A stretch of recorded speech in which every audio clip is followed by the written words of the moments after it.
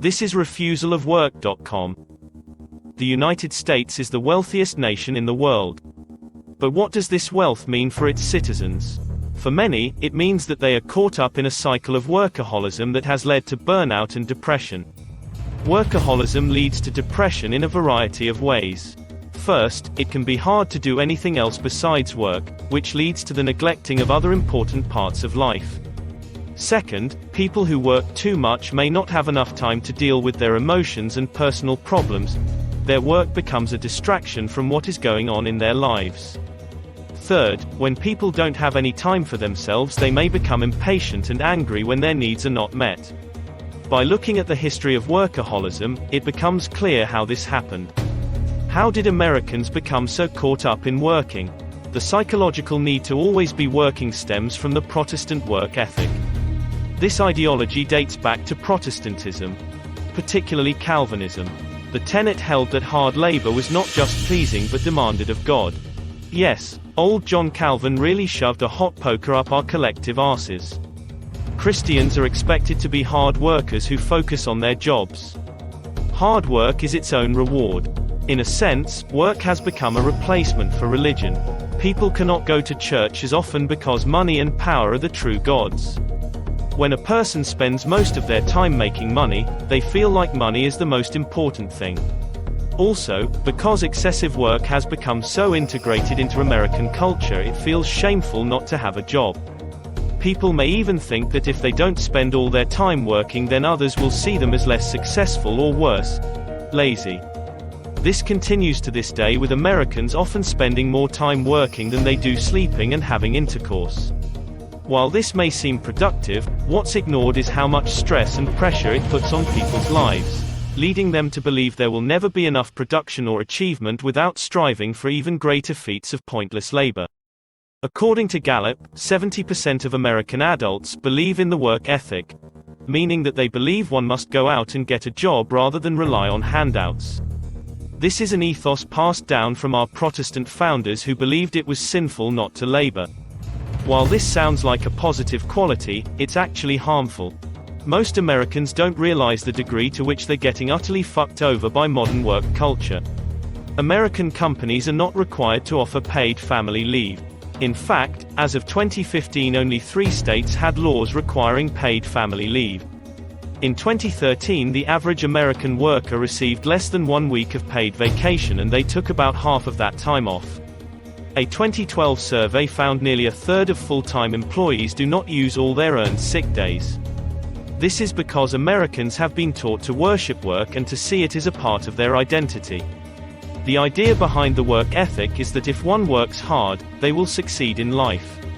They also believe people who are poor deserve to be because they do not work hard enough or smart enough. This mentality has spread far beyond just Protestants and into American culture until everyone believes it. Americans are taught that healthcare is a privilege and not a right.